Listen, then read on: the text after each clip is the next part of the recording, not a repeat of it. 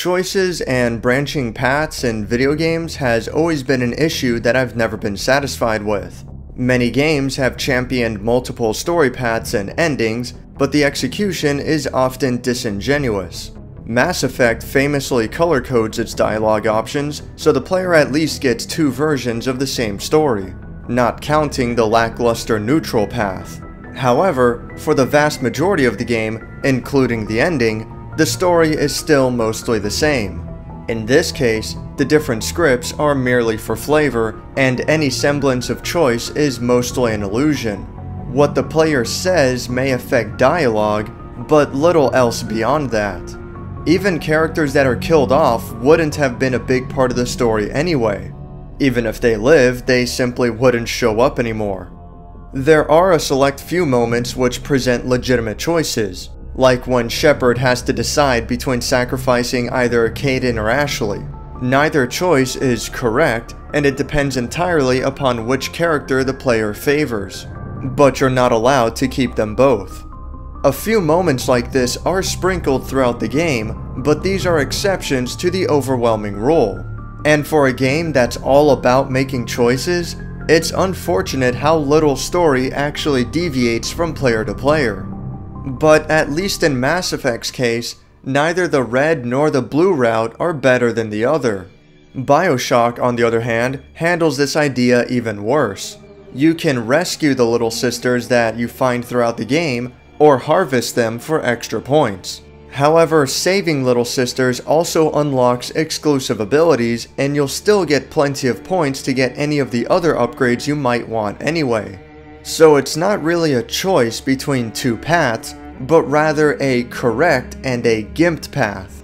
Harvesting the little sisters does award the player with an early boost, but that is quickly negated as the special rewards for saving them start to come in.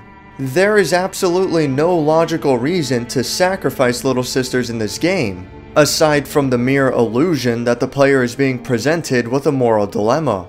And that's the problem I have with these kinds of games. These aren't really choices, and there's no practical reason, from a gameplay standpoint, that the harvest option should even exist. If harvesting the little sisters led to its own set of exclusive rewards, then that would be a total game changer. But that's not what happens here, and merely pretending to have meaningful choices never sits well with me. BioShock should have attempted something more along the lines of Infamous. The choices here are extremely binary, but each path unlocks some exclusive abilities, which does a good job at bringing in a little variety and replayability, something BioShock completely failed to do. Real choices would be a collection of ambiguous paths that lead to very different but equally useful rewards. Alpha Protocol is a total mess of a game, but I respect what they tried to do in this regard. Most of the missions in that game can be handled in a variety of different ways, and none of them necessarily trump the other. It just comes down to player preference. Although stealth abilities get really overpowered in the later half, but there's nothing wrong with playing the whole game guns blazing if that's what you like to do.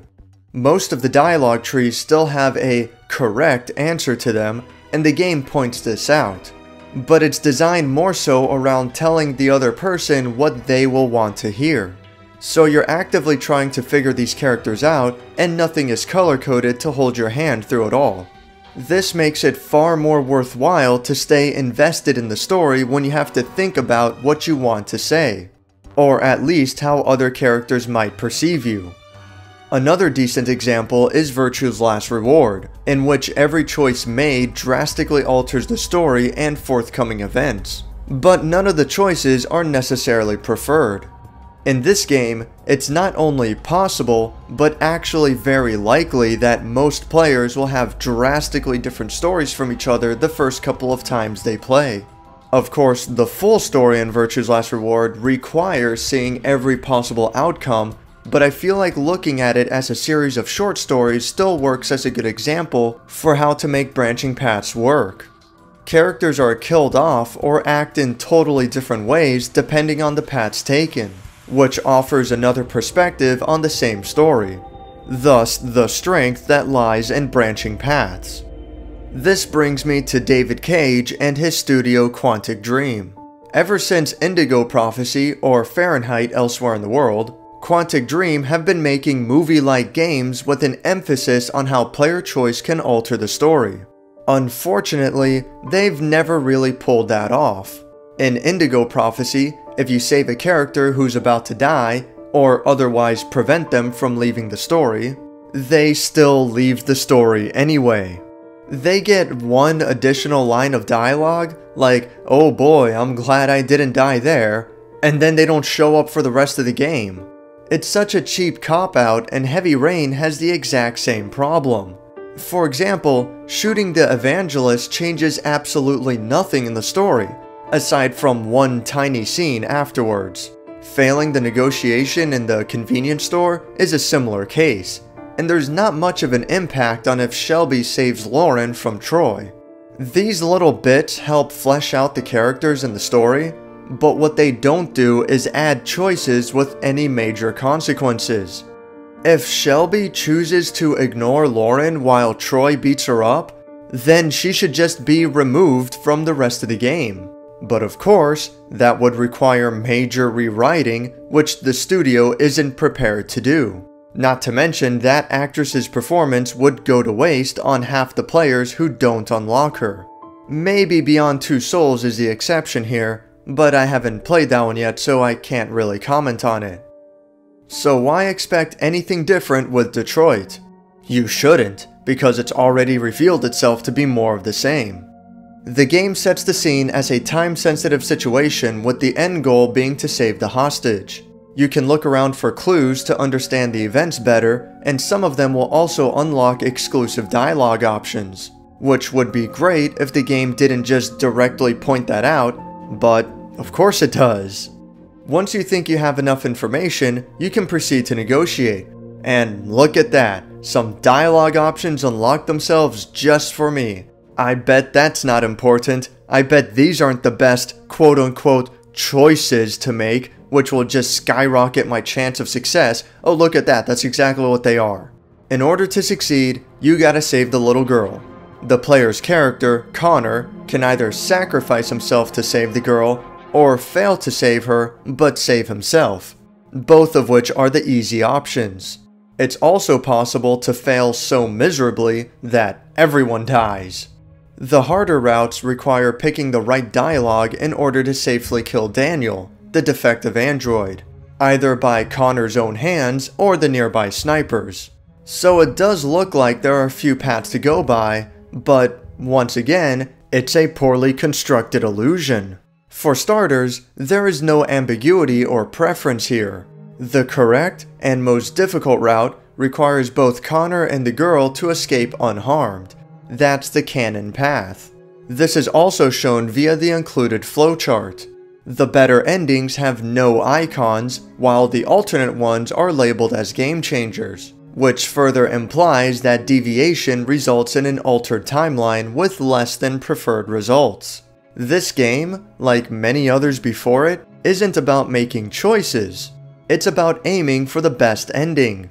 If the story at least deviated enough to make these branching paths interesting, then we'd be getting somewhere. But knowing Quantic Dream's history, I wouldn't be surprised if Connor is quickly revived in case he dies just for the sake of keeping him in the story, while the other two minor characters are swept under the rug regardless of what happens to them. Obviously, what I am proposing is very expensive. Having to record multiple lines of dialogue, set up a series of specific new scenes, and even alter the story into completely different paths is asking for a lot of work. As I mentioned earlier, Virtue's Last Reward pulled it off fairly well. But a major reason why it was capable of that is because so much of the game is text-based, along with a lot of cheap and repeated animations. To have that level of deviation in something with high presentation values like Detroit is likely an unrealistic goal.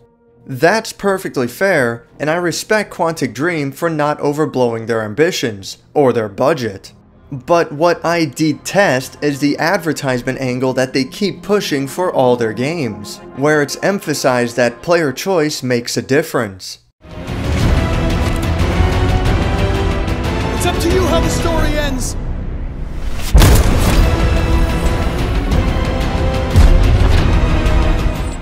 From all the possibilities, I can't imagine that any of them will have a lasting impact.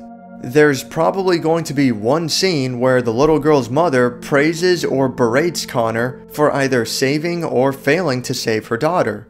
And that's about it. Maybe a small mention here or there later on, maybe Connor looks like he's wounded for the rest of the game, but nothing truly game-changing. It's not like Connor gets promoted to Blade Runner for rescuing the hostage and the rest of the story afterwards is him hunting down defective androids. Or on the other side of the coin, it's not like the mother becomes a vigilante in order to avenge her dead daughter.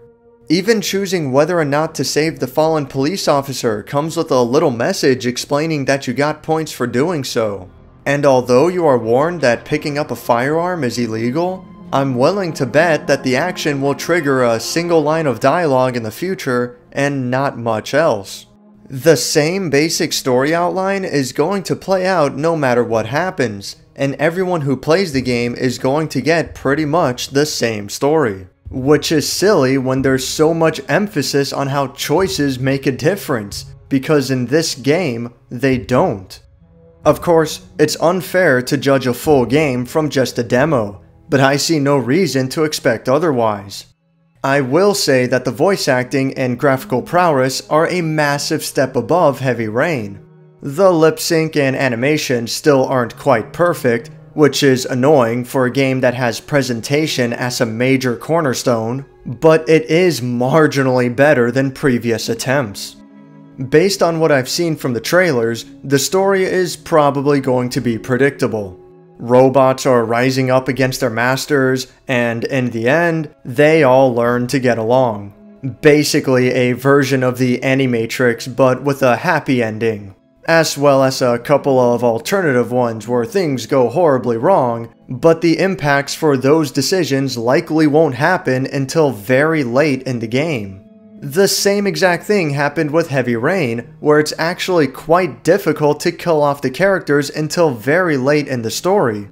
In fact, it's impossible for either Ethan or Scott to be removed from the story until towards the very end, despite the both of them going through multiple deadly situations.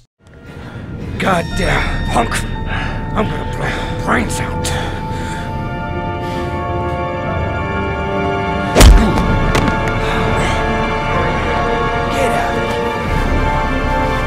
Go die somewhere else.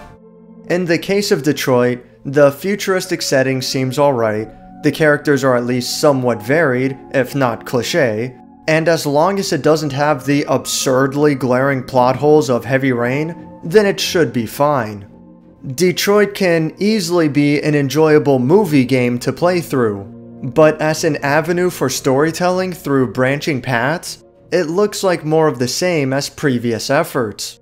And hey, again, it's just a demo. I could be completely wrong about all this upon the full release, and honestly, I hope that I am.